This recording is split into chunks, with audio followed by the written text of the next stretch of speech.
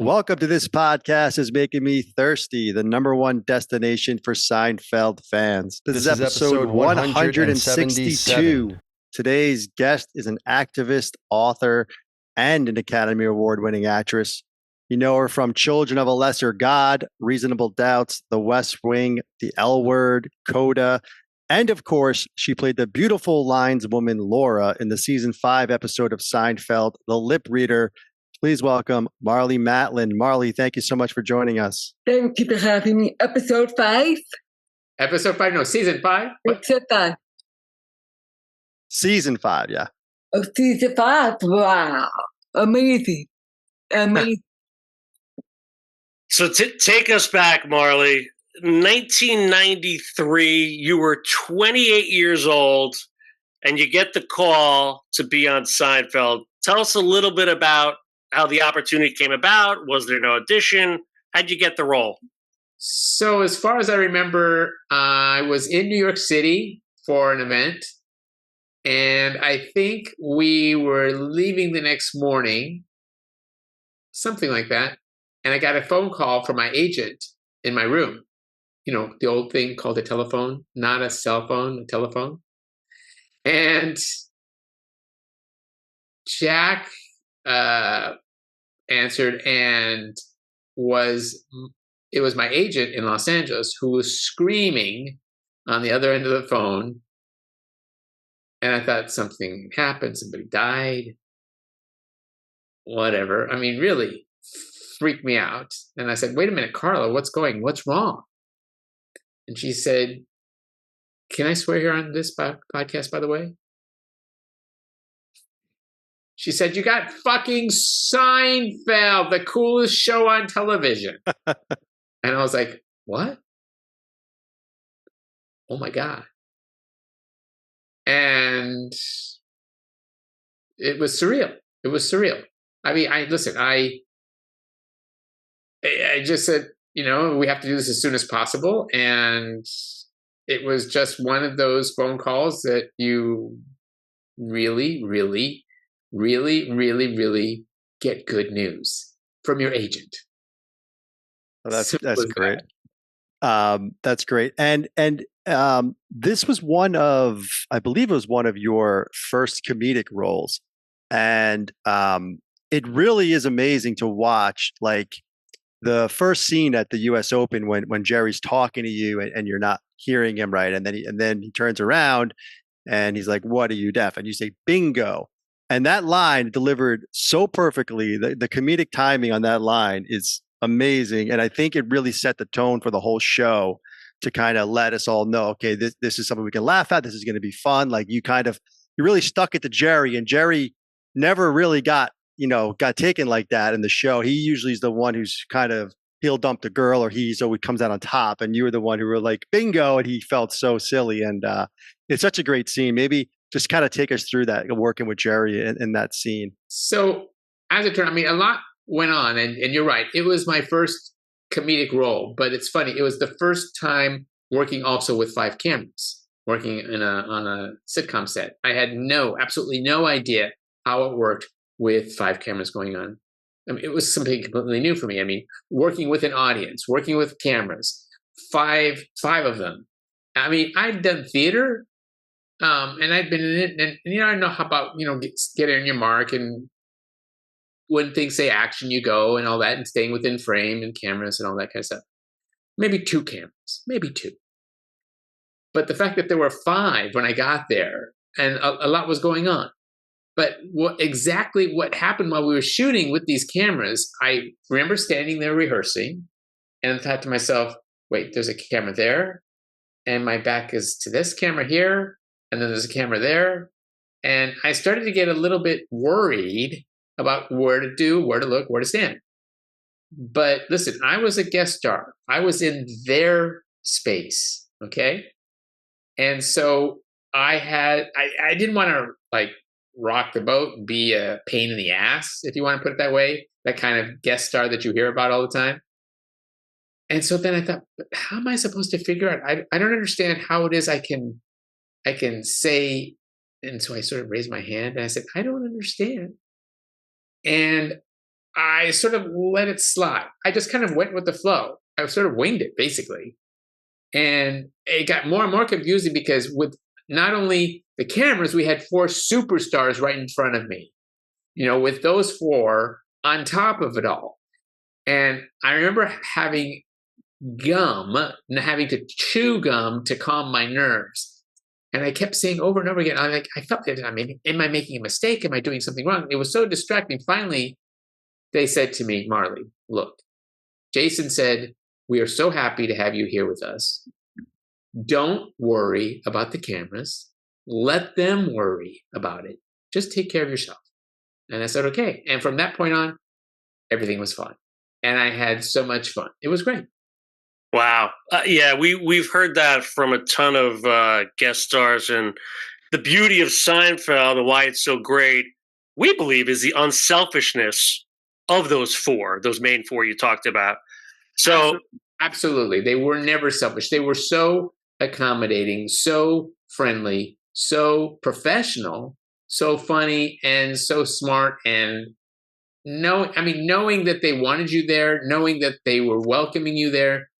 And they're 4 actors, obviously, but, and of course there's other actors other than the other 4. And then, of course, there's the crew. It's the 4 of them and everything, the whole package that really, really it made it a warm and welcoming place. And they let you do your work and they let you create. And at the same time, when they saw something that didn't fit or work, because clearly I didn't have any experience in the comedic realm, I didn't know that kind of work, really. They understood right away my unease, and they would make me feel, they would tell me, it's okay. Don't worry. We're here for you. We'll work with you. And so they said, let's just go with it and see what happens. But I can say to you, so specific. So they knew exactly what they wanted. They knew exactly what they wanted. So we all worked together, and it just worked out fine. I had a blast. Oh, boy, did it work out. Almost a flawless episode. And for my money, we talked about the first scene. The second scene, one of my all-time favorites, right? At the Chinese restaurant, George tagging along on a first date, which is incredible, by the way, right? Yeah. She's not a novelty act, George. So tell us a little bit about that scene. My God, right? It's just as funny as it gets. Those 2 together, you with them. Just the way you played off them comedically was perfection. So tell us a little bit about the Chinese restaurant scene, and what do you remember most? So at first, when we were rehearsing this and we were running lines, and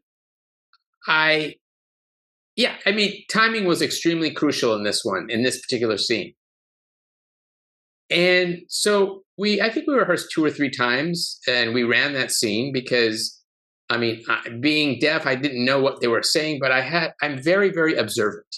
And so I had to pay attention to the details. I had to pay attention to the script. I had to pay attention to the actors that I was working with. And I understood the scene. So that helped. But you know what? I live that every day. What happened in that restaurant, I live that every day. So what better way than to make fun of what I live and to do it on Seinfeld? Yeah, and that's the key, right? If it's funny, it's funny, right? And I think that's the moral there. And we talked with Danny Woodburn and Kimberly Guerrero, both mentioned to us that Larry and Jerry really allowed them to provide input on their characters to be sure that they were sensitive to the respective communities. Danny Woodburn actually got a line in that he made sure he could say. Actually had the script changed, and Larry and Jerry were welcoming, and they helped. They loved that they did that. We're just wondering if you had if they came to you and asked you any type of questions like that, or asked for any input into to make sure that they were sensitive. And like you said, it's funny. It's going to be funny, and we're treating it that way. And so it's great to hear. I think that the scene at the party where I was reading lips for everybody in the group there, and sweep, sleep. Sure, we'll sleep together, sweep together. I remember that Michael Richards was saying he was doing his character. He had to sort of, quote unquote, sign, fake sign, whatever, interpret, if you want to put it that way. But it was so off the wall. So he and I had to work together, and he had to interpret, but at the same time, he had to interpret badly, but it had to make sense. So we sort of worked together to make it work, if you know what I mean. That's great. I mean, I think, in my estimation and experience working with the four of them, Michael was the most serious of them, of the four of them, when it came to work. He was the most serious. And he took his job extremely seriously. And I'm not saying that they all didn't, but he really was into his and focused on his character. He really got things exactly on point, maybe because he had to sign. He didn't want to fuck it up. And he didn't want to piss off the deaf community. I don't know. But we worked together extensively in how to make sure to sign wrong and sign it right and then make it funny. And that was what you ended up seeing on the screen. Whatever we agreed on is what you see on the screen. And I tried not to laugh every time I watched him.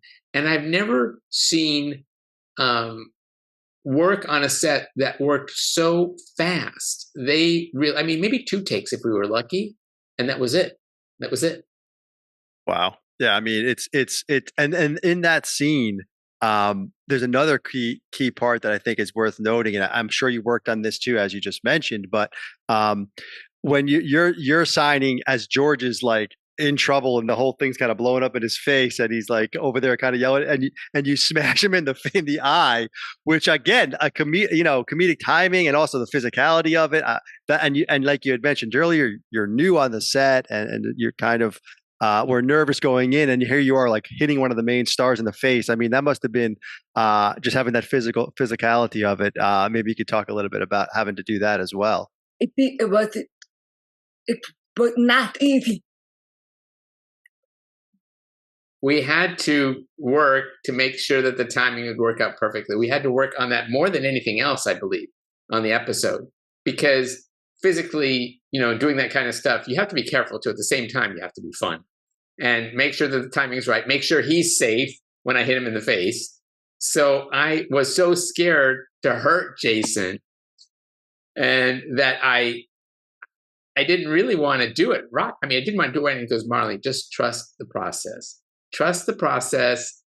I mean, they were all theater actors. Jason in particular is a theater actor, and they're so trained.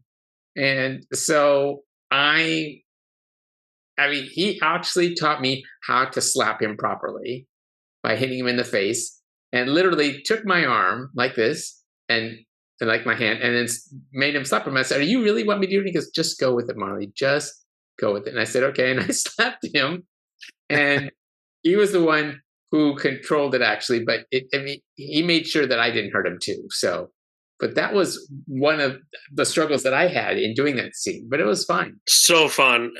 And back to and just for the record, I know you mentioned this, but lip reading. Can you read lips, or little, or not at all?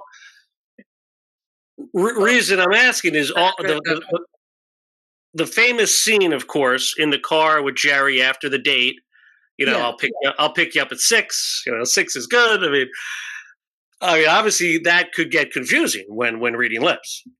Oh, absolutely. That happens all the time. It really, I think probably the one of the most closest to reality scene is the 6 sex scene, when I miss it, because there is no such thing as super lip readers. But that's what was funny about the episode. But they created, I mean, it can be authentic, the misunderstandings that happen when you lip read. One of my favorite scenes was that one. To misunderstand 6 and sex. I mean, I have experienced it myself. For some reason, Larry and Carol Leifer just got it spot on. They just got it spot on. They really did.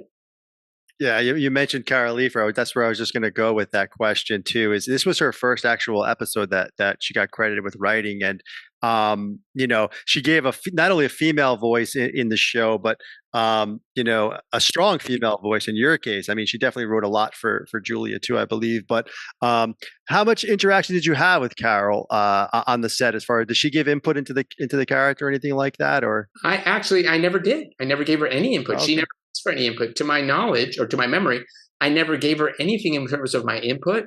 She got it. She was able to, pull it off. I mean, it was so unheard of at that point for a writer to be able to understand, to have no affiliation with the deaf community, or even have deaf family members, or even know American Sign Language, to be able to pull off what she did. She must have done her homework, because she did it perfectly. And we ended up becoming friends. And she's probably one of the very most brilliant writers I know in Hollywood. She really is. Agreed. Yeah. And to that point, I'm wondering, you mentioned Jerry, you mentioned Michael Richards, you mentioned Jason being so welcoming. How about Larry David? Did you interact with him at all? Because I could definitely sense him being very overzealous and just kind of, welcoming as well. And really, I'm sure he had something to do with the script. He touches every single script on that show. So I'm sure you must have had, tell us about the interactions with Larry. I think, and I believe that I can say, well, okay, two things. First of all, on the set, he kept to himself. He pretty much kept to himself. I didn't have much interaction with him. Maybe he was shy with me. I wasn't sure. I don't know. But there was no joking around, hanging out with Larry. He was friendly, but there was no kiss you on the lips and grab your cheeks or anything like that. He's not a warm and welcoming kind of guy. But I think he's the one who said to me that he said he saw me at the gym working out, or trying to work out at least, working out. And then that morning, I remember very clearly that Brad Pitt was across from me working out with myself at the gym. And I looked at him and he winked, and I was like, oh, okay. And then somehow Larry was there too. And he got inspired by seeing me work out at the gym, or thought, here she is working out at the gym. Oh, that's interesting. How and what he came up with the idea of the lip reader, I don't know. You could ask Larry, but I really don't know. But that's what I've heard. And then I saw him again on, where was it? I don't remember where it was, some event where we were all walking outside, and it had nothing to do with Seinfeld. I wasn't sure. And maybe it was at some sort of studio get together. And I was talking with Larry, but he was very, like I said, he's not warm and fuzzy. A little bit of joking back and forth, but yeah, that's Larry. Larry, David, and Brad Pitt. Talk about an odd couple, right? But Larry's a great writer. Speaking of great writers, it's an oldie but a goodie. Love this book. And that was a long time ago. Well, that book's been about 15 years now. But tell us a little bit, Morton Grove, Illinois, right? Chicago suburb, to the set, from the Wizard of Oz. Oh, beautiful. So to the Wizard of Oz. That's the skyline of Chicago there. Oh, very nice.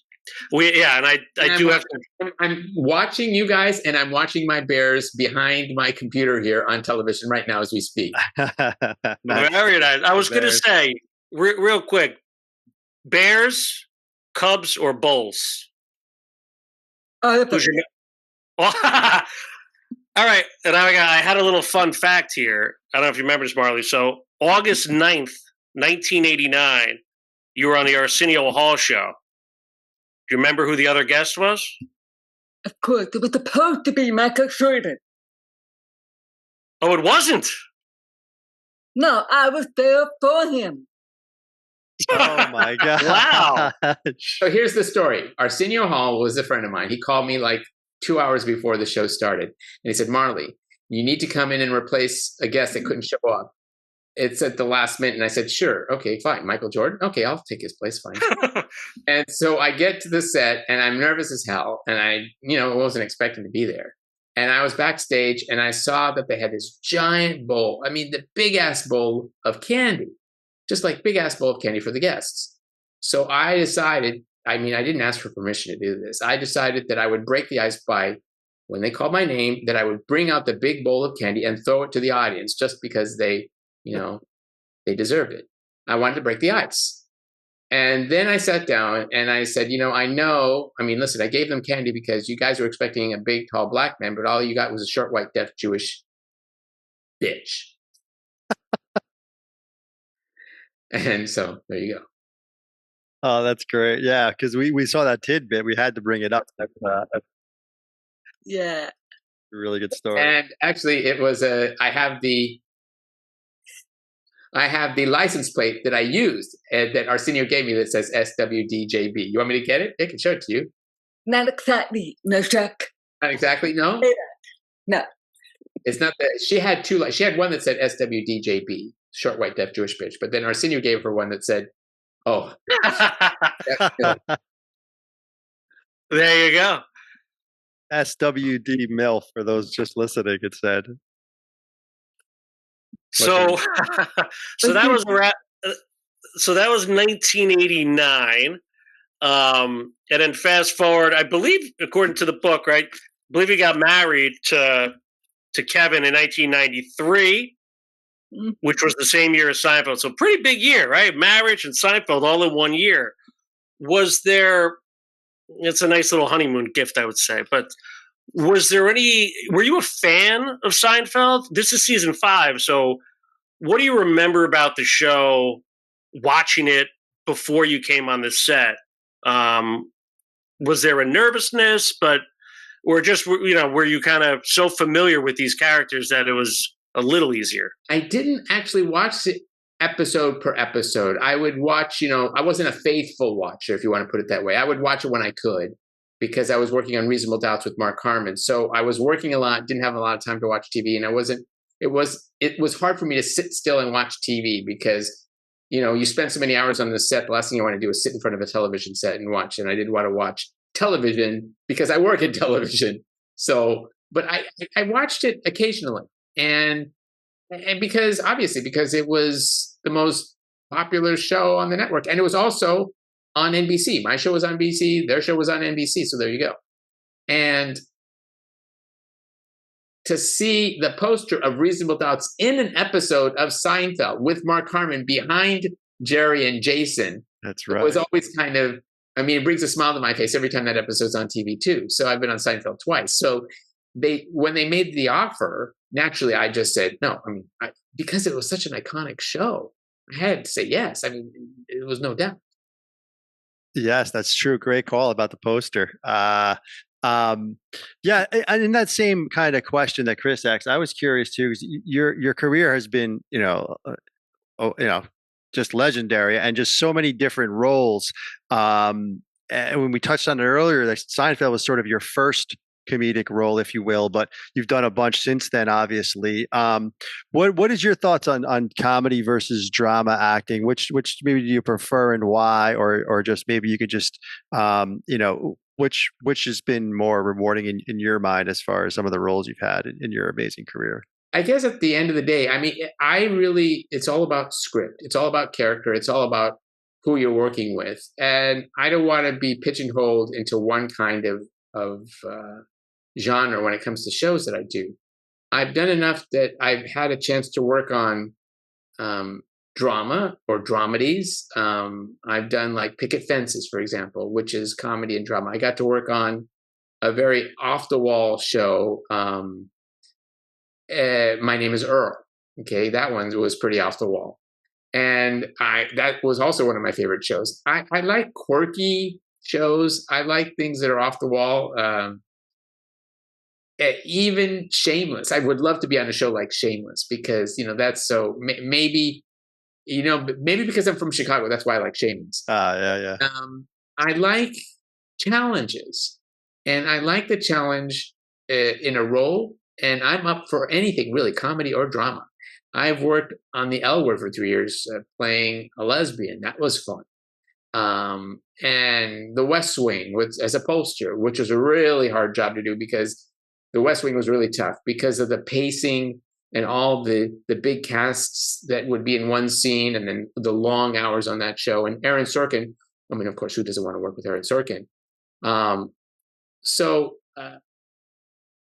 like both. It just depends. I'd like to do more comedy, obviously, and more drama too.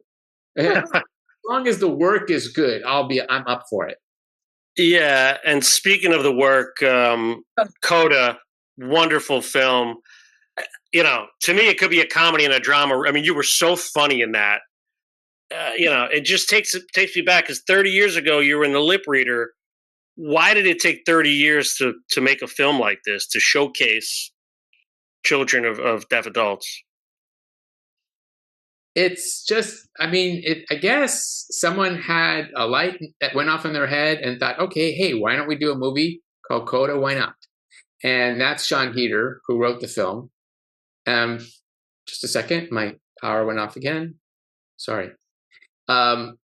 So she took the French version and turned it to the American version. Yep. And so that movie, I mean, I feel very, very fortunate to have been part of it, part of that history of CODA, to be able to have worked with my deaf co-stars and everybody else in that film, working on that film. It was just, the entire package was perfect. And it was one experience that I'll never, ever forget. Really, really won't.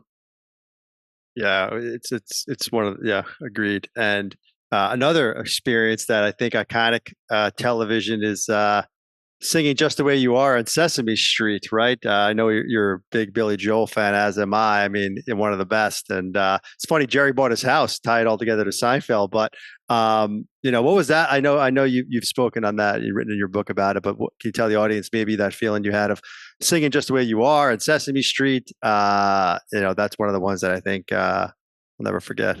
So, talk about something on my bucket list that I could check off. Please, come on. I mean, I can check off that I got to work with Billy Joel three times. Once on Sesame Street, once at the Super Bowl, and doing his music video, "We Didn't Start the Fire." So those are the three Billy Joel experiences that I've had. And when I'm in the same town that he's in, and there's a concert that Billy is putting on, I'm there. And he always invites me. He always invites me backstage. And I get very giddy with him every time I see him, because I've been a big fan, simply because my older brothers, when I think one was 12 years older and one was 10 years older.